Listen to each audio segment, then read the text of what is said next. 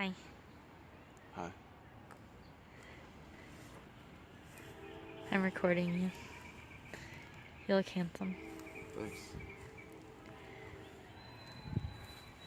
Should I explain where we are? Sure. We're in San Diego, California. This is Mission Hills Park. We just walked down the trail a little ways and we saw this beautiful flowery area. And we pulled out the phone and started recording me.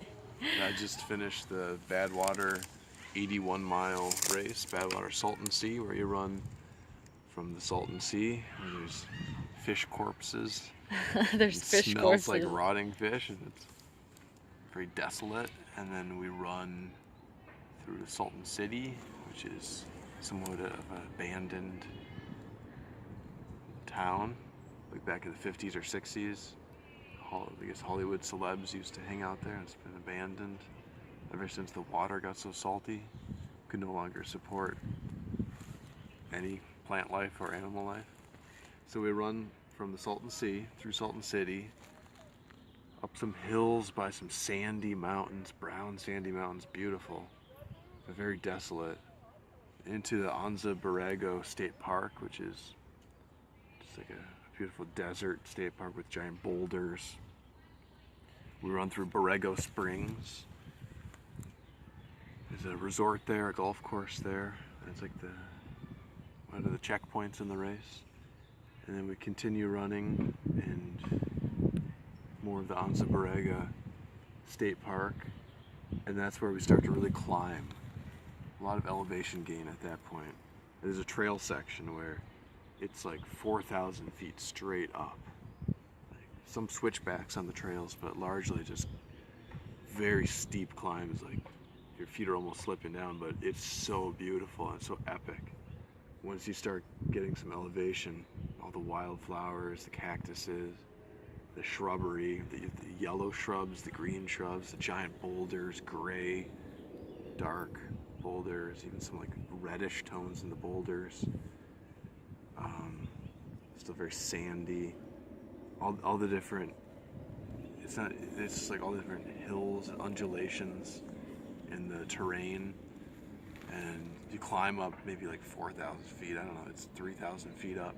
You look back and you see Salton Sea in the background, this giant blue lake back there, 40 miles in the distance.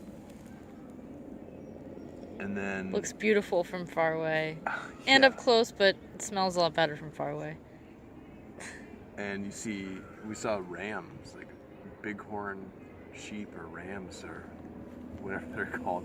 And we had to throw some stones to get them to run away and yell, "Get out of here, ram, go!" Because they're right on the trail, and if one had rammed into me, they're like waist height with their horns down, chest height with their horns up. They could have knocked us right off the trail and we could have been rolling down 3,000 feet down the mountainside. That would not have been cool. So at that point in the race, we did 8 miles in the trails, climbing up to higher elevation. And then we get back on the road and we run downhill almost into like California vineyard, like where they would grow like wine grapes. That's the way it seemed. I don't know if they actually do that there, but the terrain looked that way. Like Southern California vineyards is what it looked like. And that was probably a few thousand feet downhill over the next 20 miles. And then the final ascent up Palomar Mountain. And that was a beast, but that was by then I knew I was going to finish. I knew I was going to finish well. There's 45 teams. There were teams of 2 people, teams of 3 people. And the only team that beat us, me and Dan, we're from Florida. We ran the Keys 100. I finished first male. He was second male. And so we exchanged phone numbers, and we decided to do this team race as a 2-person team, me and Dan. The only team that beat me and Dan to the finish was the U.S. transcontinental record holder from San Francisco to New York. He ran it. He was averaging 70 miles a day over like 43 days. Incredible. It was a 36-year record that he beat, Pete Kostelnik. So shout out to him. If you get this wrong, he's gonna laugh at you. I'm just kidding. So his team was the only team that beat us, and his partner is a great runner too.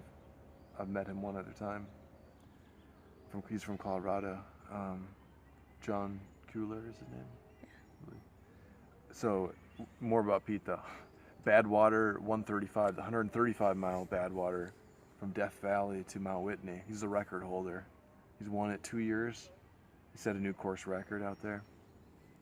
One last thing about Pete, in the 24-hour championships, you run as many miles as you can in a 24-hour period. He also is the #1 American in that.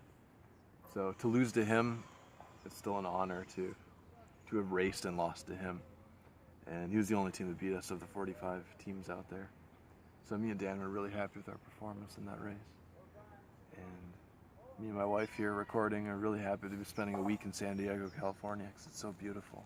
Yeah, it really is.